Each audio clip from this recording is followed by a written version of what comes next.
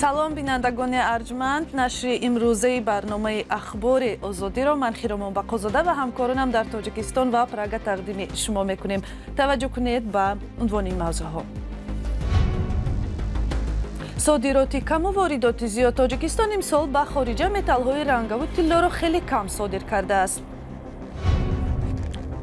як мақомдори баландпояи тоҷик мегӯяд, аз он ҳайрат задааст, ки ба гуфтааш шумори афзояндаи занони тоҷик имкони кор дар ватанро нодида гирифта ба муҳоҷирати корӣ мераванд. рӯи маҷбурӣ мерам. аз 15 сол боз дар муҳоҷирӣ зиндагӣ мекунам. сокинони вилояти Суғд аз шиддати паст ва номуназзами нирӯи барқ шикоят доранд. раиси вилоят дастур дод, ки вазъ тағйир ёбад. از کار برآوردنی پایگاه‌های آموزشی در بعضی منطقه‌ها تأسیسات پخش شدند. дар 6 моҳаи аввали соли ҷорӣ аз Тоҷикистон ба хориҷа молу маҳсулоти камтар назар ба соли гузашта фурӯхта шудааст. аз ҷумла ба иттилои вазорати иқтисод ва савдо коҳиш беш аз 44% ташкил додааст ва ин чиз бо кам шудани содироти металлҳои ранга ба вижа тилло ва дигар навъи маҳсулоти ғайри хӯрокӣ мисли либосу маводи кимиёӣ ифода мешавад. мақомоти иқтисодии кишвар, ки дар ин бора имрӯз бо хабарнигорон суҳбат мекарданд, айни замон аз 19% зиёд шудани ҳаҷми воридоти гандум, маҳсулоти нафтию сӯзишворӣ ва дигар молҳо хабар доданд. Барот Юсуфӣ гузориш медиҳад. содирот ё экспорт аз Тоҷикистон дар 6 моҳи аввали соли ҷорӣ ба таври ҷиддӣ кам шудааст. Ашурбой Солеҳзода, муовини вазири рушди иқтисод, сабаби ин коҳишро чунин шарҳ дод. صادرات باشد 44.2% کاهش یافته است که اساساً حساب کم شدن حجم صادرات متال های قیمت‌بها گروه مالی 71 به وجود آمده است و اگر در طبق معلومات اجنسی آمار در سال همین دوره سال گذشته صادرات این نمود محصولات 405.5 میلیون دلار را تشکیل کرده باشد، در نیم ساله اولی سال 2023 همگی 0.6 میلیون دلار را تشکیل کرد. بنابراین تاثیر خود را به نشان دهنده صادرات کشور رسانیده است. منظور معاون وزیر اقتصاد از کاهش صادرات متال‌های قیمت‌بها کاهش صادرات طلا است که تقریبا در نیم ساله اول صادر نشده است. معاون وزیر رشد اقتصاد خواهش کرد که سبب کاهش صادرات طلا از بانک ملی پرسیده شود. متل قیمت‌بها گروه مالی رقم 71 یعنی که طلا در نظر داشته می شود، اساساً از جانب بانک ملی صادرات کرده می شود و آنها در پگاه نشست مطبوعاتی دارند و از جمله بیان کرده می توانند که برای چه این سال کمتر صادرات کردند. فاضلجون فتولویف اقتصاددانی توجیک بر این است که کاهش جدی صادرات اقتصاد تاجیکستان را بیشتر پایبند بازار بیرون میکند و باعث باز هم به قرب شوی اسعار ملی خواهد شد. شاید استعدادهای استحصالی ما شاید پس شده باشد از همین سبب. اگر این روند رفتن گیرد، اگر کشور ما نهایت اساس زندگی مردم هم نهایت وزین می شود، سطح فعالیت صلح‌جویی هم نهایت وزین می شود، سطح درآمدناکی بودجه هم پس می شود. تبادل مال و کالا در نیم ساله اولی سال جاری به 3.4 میلیارد دلار برابر بوده است که سهم واردات 2.7 میلیارد و صادرات 679 میلیون دلار را تشکیل داده است. با مراتب زیاد بودن واردات همیشه مورد تنقید اقتصادشناسان تاجیک بوده. آنها پیوسته به نگهبانی برابری نسبی بین ایمپورت و اکسپورت دعوت کردند. و برنامه را با نظرهای بحث برانگیز رئیس کمیته زنان ادامه می‌دهیم که گفته است برای بانوان تاجیک هیچ ضرورتی سفر به مهاجرت کاری وجود ندارد، چون به گفتش در این کشور برای زنها تمام شرایط فراهم شده است. بر اساس حساب‌های رسمی هر مهاجر کاری هفتم از تاجیکستان زن میباشد و آنها نیز اکثر وقت با هدف تأمین عائله‌های خود به روسیه در جستجوی کار میروند. تا کجا با این مقامدار تاجیک دیگران هم راضی هستند؟ پاسخ این پرسش را همکارم امیر ایسایف در صحبت با چندین جانب در میان گذاشت. رئیس کمیته کار با زنان و عائله تاجیکستان از مهاجرت مهنتی زنان تاجیک به روسیه اظهار نگرانی نمود. او تاکید کرد که чунин раванд онҳоро дар ташвиш гузоштааст ва намедонад чаро аксарият ба муҳоҷирати меҳнатӣ мераванд. имрӯз аз ҷониби ҳукумати ҷумҳурии Тоҷикистон тамоми шароитҳо муҳайё гардида истодааст. дар аксарияти корхонаҳои саноати дузандагӣ ёки саноати сабук дасти кории занона дар кор аст, вале мутаассифона занону бонувони мо рӯ мебиёранд ба муҳоҷират. хонум Қурбонзода ба гунаи мисол таъкид намуд ки ба баъзе занҳо маоши 1,5 сомонӣ пешниҳод карданд, вале занҳо ин маблағро нокофӣ донистанд.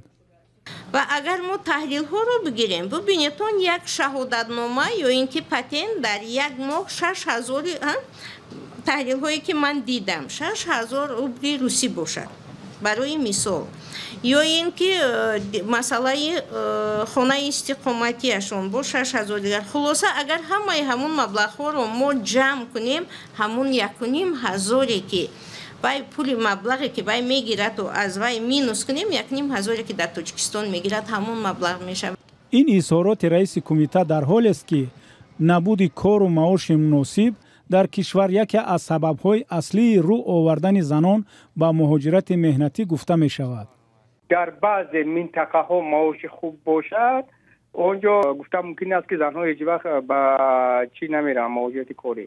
он маошҳое ки 1000, 1500, 2000 мегӯем, ин дар марказҳо ҳаст ки марказҳои гӯем шаҳрҳои Хуҷанд, Душанбе, Коргонтепа, ва дар ин ҷо зиндагӣ, сатҳи зиндагӣ бо 1500 сомонӣ гӯем онқадар бурдан душвор аст. рӯзи 9 август пурсиши хабарнигорони Радиои Озодӣ дар кӯчаҳои Душанбе нишон дод худи занҳо дар бораи муҳоҷирати меҳнатиашон назарҳои гуногун доранд. ман худам та 10 сол дар муҳоҷират будам. 9 сол ки Тоҷикистонда зиндагӣ дорам. агар ойлик мош баланд бошад ҳеч ки намерафтам он тарафҳо. беҳ аз амин Тоҷикистони хумон ягон шаҳр нест. агар ҳамун илме ки ҳавая доранд, ҳамун меҳнатое ки ҳавая доранд дар ҳамин ҷамъ сарф кунанд, ҳамун маоши ҳамун чӣ чона мегиранд. рӯи маҷбурӣ мерам. ман аз 15 сол боз дар муҳоҷирӣ зиндагӣ мекунам. ман ҳозир ба таҳдил чӣ мегӯянд отпуска ба омадагӣ бада. ман ватан дорам, аммо хона надорам. чикор кунам? маҷбур зиндагӣ мекунам дар муҳоҷирӣ. як моҳ шуд омадагӣ ба ин занакое дидам, гирьям мебиёд. муҳоҷирати меҳнатӣ ба Русия як манбаи асосии даромади хонаводаҳои тоҷик ба ҳисоб меравад. тибқи иттилои расмӣ дар 6 моҳи аввали соли гузашта беш аз 57000 зан ба муҳоҷирати меҳнатӣ ба Русия рафтаанд ки ин омор дар муқоиса ба як соли пеш қариб 2 маротиба зиёд будааст. дар аёлати Ҳавайи Иёлоти Муттаҳидаи Амрико шумори қурбониёни сӯхтори шадиде ки дар натиҷаи бодҳои тӯфон қисматҳои зиёди шаҳри тафриҳӣ Лаҳайнаи ҷазираи Мауи ин кишварро фаро гирифтааст ба 36 нафар баробар шуд. дар ин бора мақомоти маҳаллӣ хабар доданд. дар қисмати ҷанубии ҷазира чандин маҳалла ба коми оташ рафт ва аз танҳо шоҳроҳи амн ҳазорҳо сокинон талош доранд ба ҷойҳои дигар кӯч банданд. баъзе сокинон барои наҷоти ҷони худ аз оташе ки то манзили зисти онҳо расидааст, худро ба обҳои уқёнус партофта ба соҳили дигари ҷазира мерасонанд. гармии бисёр доғи тобистони имсол дар ҷангалҳои кишварҳои дигари мисли Юнон, Испания, Португалия ва дигар қисматҳои Аврупову Канадаи ғарбӣ ҳам боиси сар задани сӯхторҳо шудааст.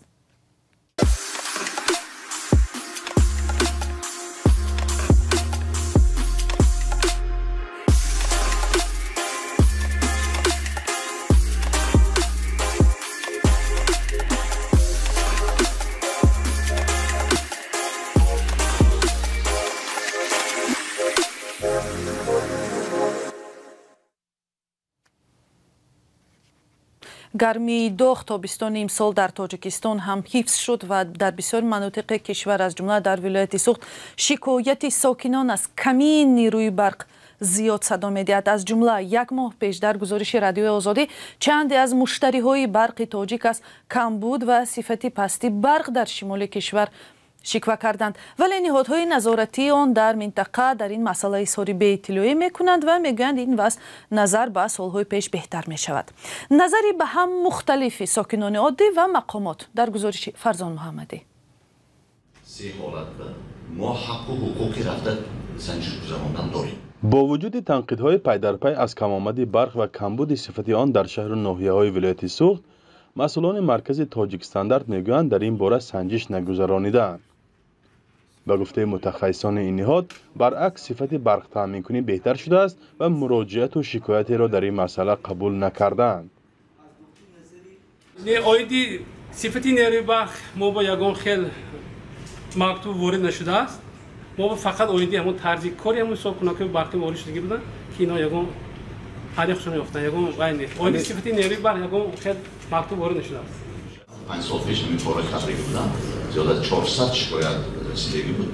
لیکن حاضر یکم خیلی شکایت که وارد نشده است، ما خوب که رفته به نظارت کردن نداریم. این هم در حالی است که بیش از 2 ماه باز ساکنان از شدت پست نیروی برق و گاه و ناآگاه قطع کردن آن شکایت میکنند. چندی از ساکنان شهر کانی بادام در صحبت ویدیویی به رادیو آزادی گفتند که بارها تجهیزات برقی روزگارداریشان از کار برآمد و یا تعمیر طلب شد. به تأکید ساکنان نواحی اطراف، بدون تجهیزات‌های برق افزاینده استفاده نیروی برق تقریبا ناممکن گردید. کاندیشنر تماما کار نمی‌کند. ونتیلاتور را توسط افتوترانسفورماتور میمانیم و کمی سوقین میشویم. در یک روز 3-4 مرتبه برق را میکشند. اگر برق آید هم خیلی شدتی پست دارد. حالا پسرم سیم‌های علاوگی آورده است که کمی شدتی برق را بهتر کنند.